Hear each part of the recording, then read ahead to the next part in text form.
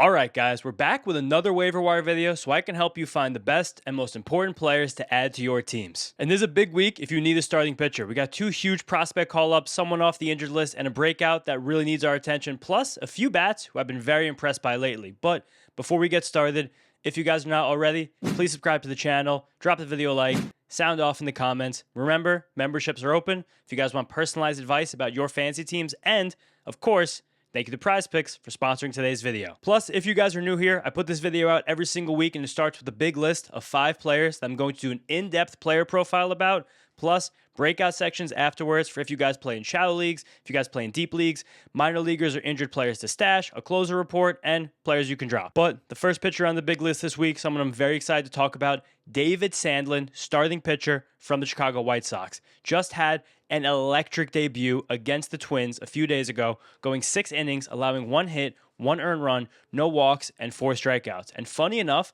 that 1 hit and 1 run by Sandlin came on the second pitch of the game when Byron Buxton took him deep. After that, he was dominant. One, really cool to just see him shake off a home run in his second pitch ever as a big leaguer, but he locked back in immediately and retired the final 18 batters he faced. Gave up a home run on the second pitch of the game, retired the final 18 batters he faced to get through 6 innings. That is crazy. And even more impressive than those great results was just ridiculous stuff that Sandlin showed off. He has a fantastic fastball that is his primary pitch. It hung around 97, 98 miles per hour the whole game, flat attack angle, nice vertical action, and he very much leaned on it. Of the 19 batters he faced, he threw it first pitch 10 times. Every single time he was behind or basically even in the count, he went to it, and he rarely did fall behind. He only fell behind 2-0, 3-0, or 3-1 one time, and of course, in that instance, he threw a fastball. But again, looking at this count distribution here, it was lots of fastballs early, fastballs anytime he was even, fastballs kind of whenever he wanted. That pitch had a nearly 70% strike rate, a nearly 60% zone rate. He said, here you guys go. If you think you can hit it, try to hit it. And very often, they could not hit it. Then past that, his curveball was also a star. Those two combined for 45 of the 61 total pitches he threw.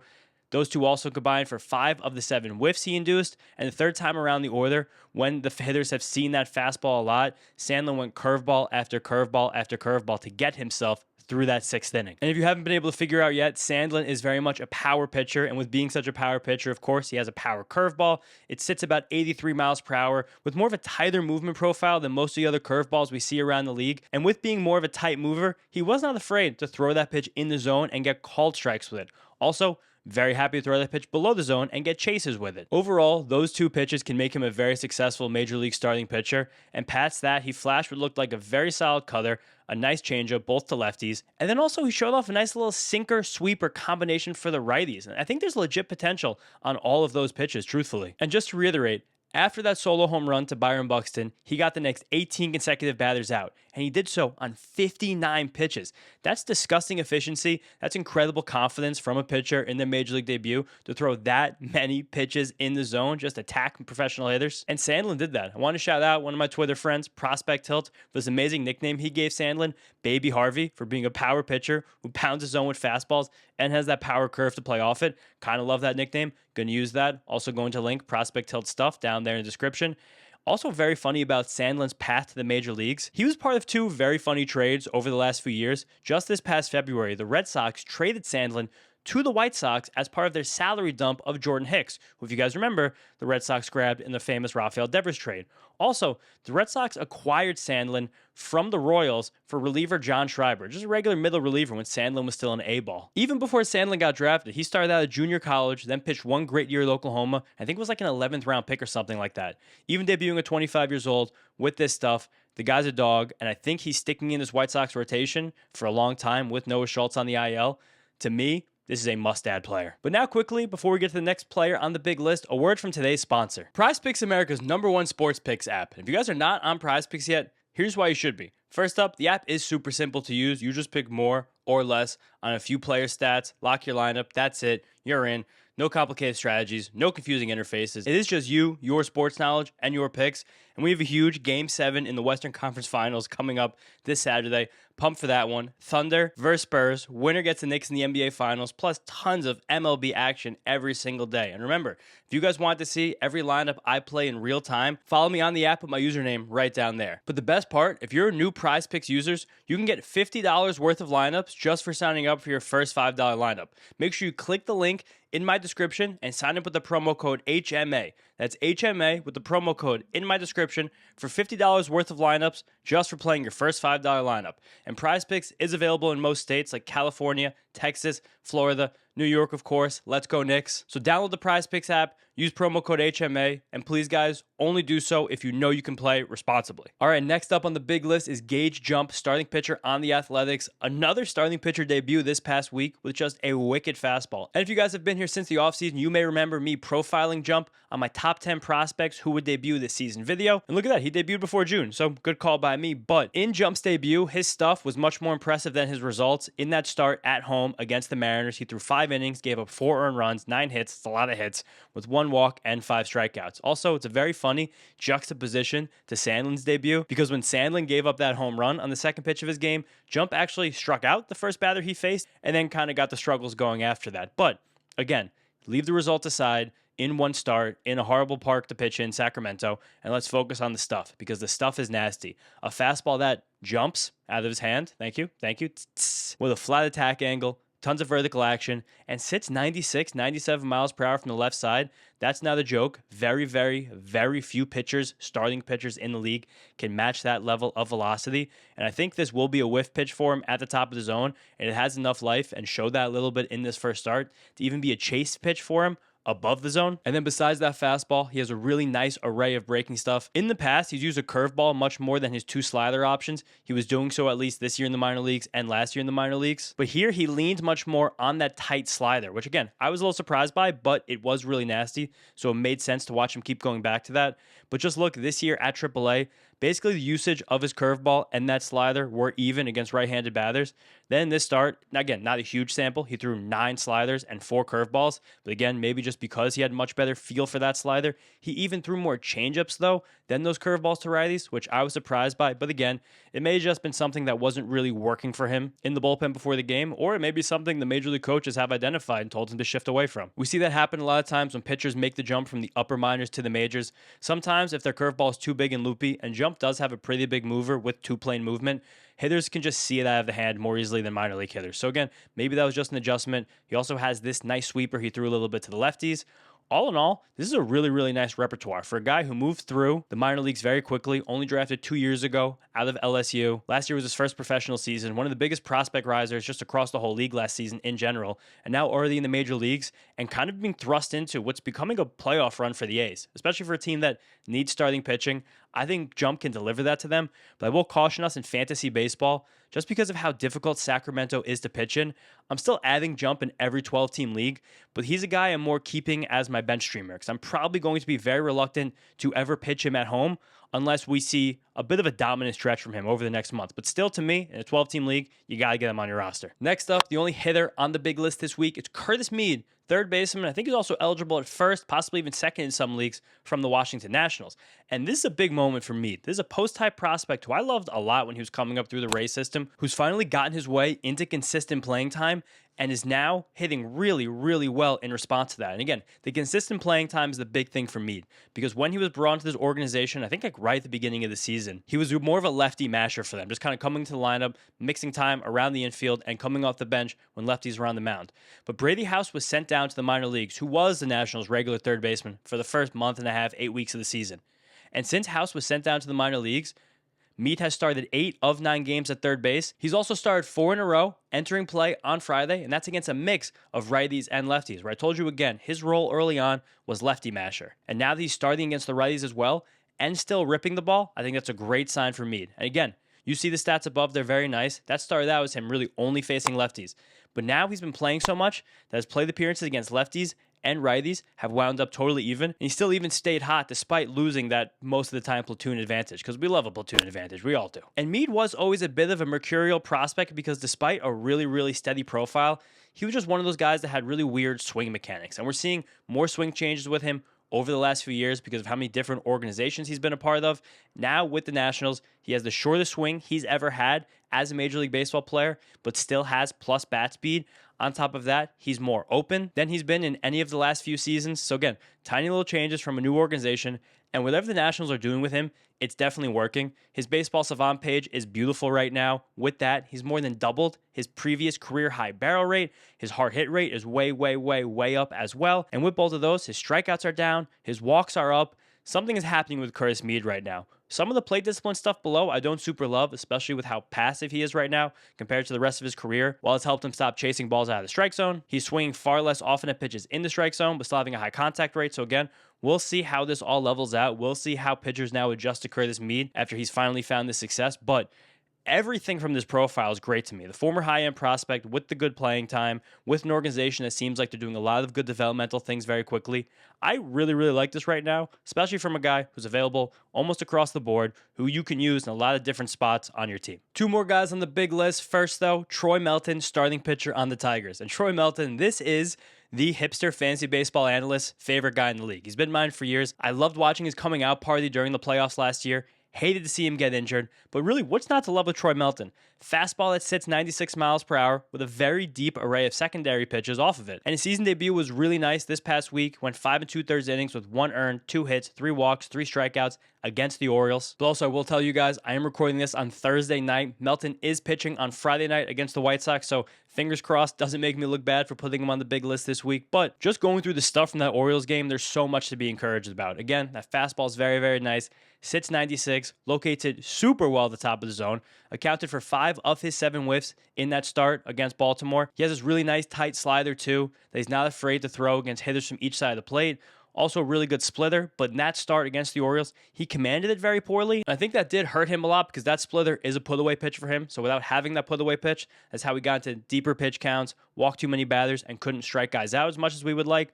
Also has a sinker and a cutter. Cutter works really well here, as you guys can see on his pitch plot, as a bridge between that fastball and the slider. But the thing I think I love the most about Melton, besides being a dog and having really good stuff, is that he really significantly varies his pitch mix against hitters from each side of the plate. Just to look right here, in that start against the lefties, it was all high fastballs, then a nice mix of sliders and splitters falling down off of that. But against the righties, even mix of his sinker and his four-seamer, and then past that, even mix of the cutter and the slider. Really distinct looks right there while maintaining his platoon advantage using the most neutral pitches against guys from each side of the plate. And again, in that start against the Orioles, got himself to 79 pitches as well after a lengthy rehab assignment as he's built himself back up. So I think this is a full-time starter for a Tigers team that is completely lacking starting pitching depth in general, with great stuff, who I could really see ripping off a beautiful summer here. Now, last guy on the big list this week is Trevor McDonald, starting pitcher on the Giants. So bear with me on this one, guys, because there is a chance, even by the time you guys listen to this, that Trevor McDonald has lost his rotation spot because Logan Webb is returning from injury. I believe it's going to be Friday or Saturday. And while McDonald has pitched really well so far this year, and Adrian Hauser and Tyler Mahle have not pitched well at all, McDonald has minor league options. Mahle and Hauser were brought in as free agents. So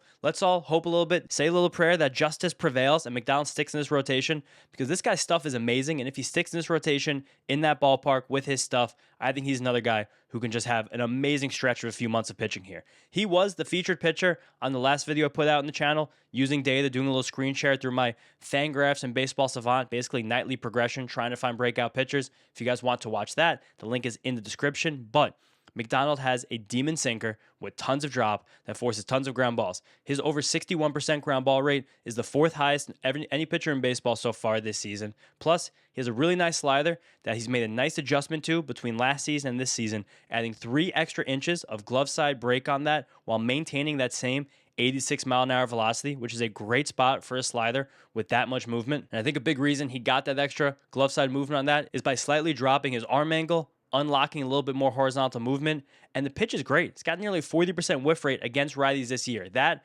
plus that amazing sinker, he can handle any right-handed batter in the league.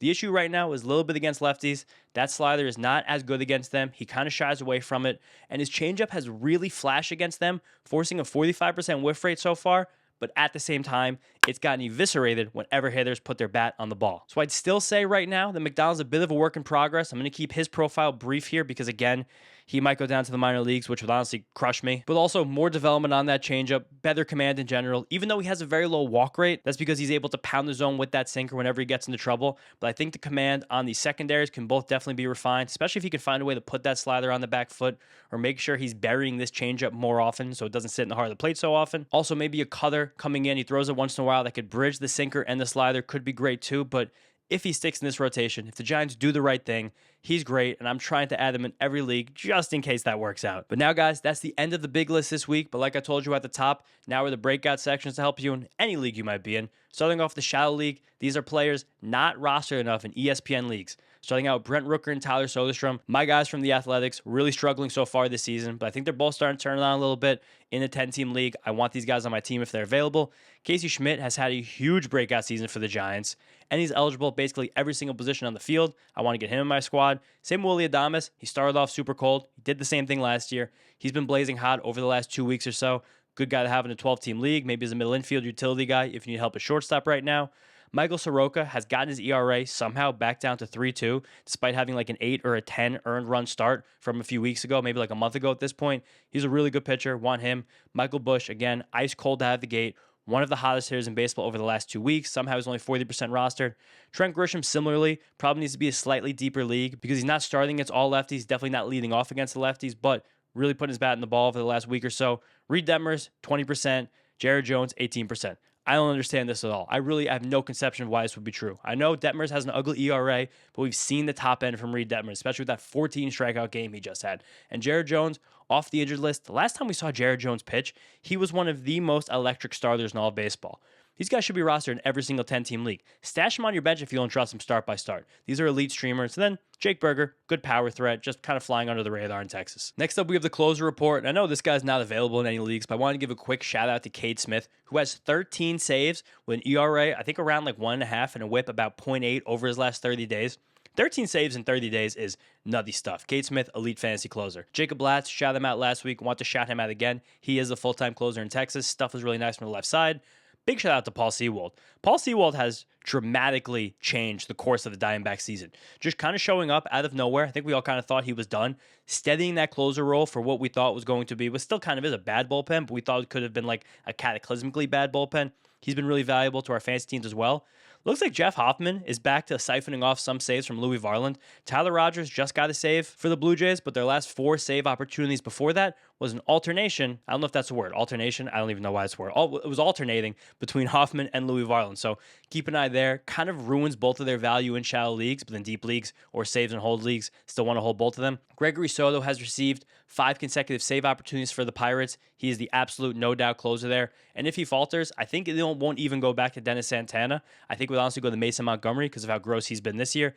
Dickie Lovelady, just want to shout out, has 4 or 5 saves in the last 2-ish weeks for the Nationals, but they've been spreading out save opportunities besides that, so maybe a deep league guy. And keep an eye on the Cardinals closer situation. We haven't really gotten any new data in the last week because that team has just hit the skids. I think their devil magic from the first 8 weeks finally ran out, but Riley O'Brien's been struggling. George Soriano got their last save opportunity again, entering play on Thursday, so we'll see who gets the next one. Now is the stash list for players who are either in the minor leagues or coming back off the injured list, who I think could contribute to our teams. And minor league call-ups are crazy, so I think just some of these guys are going to get called up soon between Max Clark, Josh Baez, Cade Anderson, Kalen Culpepper. But I still like Clark as a contact and speed guy for a Tigers team that's just completely falling apart. Cade Anderson, again, the Mariners are having issues right now with deciding who they're going to use between the 6 stars they actually have in the Major League roster. It probably would take a serious injury for Cade Anderson to get that spot. But the second there is a serious injury, I think Cade Anderson just gets a spot. So again, I don't know what's going to happen. Probably not worth an NA stash in a lot of our leagues, but like maybe the upside he is. I think Kalen Culpepper, I think will just be a very solid shortstop whenever the Twins decide to go to him. Then past that, some guys who are just kind of hanging around, especially Brewers right now. I want to shout out Shane Rowan and Robert Gasser. I was alerted after the pitcher breakout video when I focused on Gasser that he's in AAA right now. But Brandon Sproat continues to struggle, so I do think there's a good chance that one of these guys, either Drowan, who's been just filthy in long relief, or Gasser, finds their way into the rotation sooner rather than later. And then 2 Mets are working their way back. I guess if you're as desperate in fantasy baseball as the Mets are in real life, you should consider these guys. Jorge Polanco's been playing games with AA. Kodai Sanger's had a re-up start with AAA where he didn't pitch very well, but I don't know. If the light shines properly on one of these guys, they'll probably be 12-team viable. Who knows? Next up's the deep league ad. Starting out there with Blake Dunn. He has been installed as the Reds' leadoff hitter. He's got some pop, some speed, and has led off over the last few games against pitchers who are both righty and lefty, so important there. Spencer Horwitz is in the deep league section because he does not play against lefties, but he is on fire right now. He destroys right-handed pitching. Love Spencer Horwitz. Christian Scott only throws 80 pitches an outing, but he pitches really well when he's on the mound, so I still like him. Justin Foscue looks maybe like he could be a post-type breakout right now, playing every day, hitting well for the Rangers. Nathaniel Lowe, similar to Spencer Horwitz, does not ever start against lefties, but wow, he is crushing righties right now, so good deep league play. Walbert Urena stays in the deep league ads because, again, like the fastball, like the changeup, but just kind of scared about the consistency. Alec Boehm has finally started to hit, so he looks like he could be, deep 12-team league or at least 14, 15-team viable once again. Brett Beatty and Kobe Mayo have begun to show signs of life. Beatty, over like the last 30 days, is a slightly above league average bat, and he's eligible everywhere in the diamond. And Kobe Mayo still has those great physical tools. Once in a while, he shows you it. I feel like he gets hot at some point. Jackson Holliday off the injured list. I feel like we've kind of collectively forgotten about him. I think he'll be like a 10% better than league average bat with a good bit of power and speed. The regression monster has come hard for Connor Prelip over his last two outings, but he's still forcing lots of chases, still forcing lots of whiffs. I still like him as a bench guy in a 12-team league. Zebby Matthews, I won't do it to you guys again, but he has a really nice schedule coming up and has found good results so far. Griffin Jacks just got drilled in the back in his last start for the Rays, but I think he's avoiding the injured list, and he's made some nice changes since going to the rotation. Blaze Alexander is kind of still platooning with the Orioles. He's fighting his way back in the lineup with Jackson Holliday back, but he mashes. He just had like a 6 RBI game on Wednesday night against the Rays. I like his profile as a bat. Spencer Miles has been thrust into a starting role by the Blue Jays, has some interesting stuff. Another good starter, too. He's making it to the big list. And don't forget about Chase Mydroth on the White Sox. I think a lot of the rest of the guys in that lineup are getting a lot of shine. Mydroth has made some nice under-the-hood improvements this year. Great on-base threat, can steal a bag, and just a good deep league play. Good oatmeal. Plays every single day. Now, lastly, I've given you guys so many players to add. I have to give you some to drop. Starting out with a few pitchers. Noah Schultz, like I mentioned, on the injured list. I think he just got wildly pipped by David Sandlin. And Justin Robleski, the results are still fine most of the time, but I don't want to keep holding this guy who doesn't strike anybody out. I really just don't trust him, especially in a 10-team league. I see Robleski's roster rate way too high in ESPN. I just do not trust him. Ildemar Vargas, sadly, the good times are over. I think he'll still be a fine utility infielder, but I don't think he's really the high-profile guy that we thought he was over the first month of the season. Then a few 10-team drops who I think are starting to get pretty serious. Vinny Pasquantino and Luke Keeschel. Pasquantino sat against a lefty the other day, and Keeschel's been sitting against some righties. You just can never keep a guy on your roster in a 10-team league if they're sitting, really ever. And Pasquantino, the stuff under the hood's ugly this year. I really don't like it. Matt McClain also losing playing time. Probably time to drop him. Steven Matz, I think, is turning back into a pumpkin. Time to drop him. Bubba Chandler makes me really sad, but even after that great start 2 outings ago, he barely got out of the first inning on Wednesday against the Cubs. Took him 32 pitches to do so and a double play. He just can't find any consistency, and I still love this stuff. It's still great, but this is probably my worst call of the season so far, and that's saying something, because I had some bad calls heading into the season. And, of course, the weekly ever member of the drop list, Jack Flaherty, and you guys know why that is, but thank you so much. Another great waiver wire video in the books. Also, did a couple new experimental videos on this channel this week. Thank you guys for the support on those. Gonna keep trying some funky stuff as the world just starts to ignore fantasy baseball. But this waiver wire video will stay consistent. Members, you guys still get the personalized fantasy advice, as of course. Probably will also try some new weird fantasy baseball videos. I think I'm going to grade teams again, so keep a lookout for that. Make sure you follow me on my Twitter so you can contribute to that. Also, I think I'm going to do a fantasy baseball mailbag coming up. So again, keep a close eye on my Twitter account. Link to that's in description. But thank you guys so much. I'll see you next time.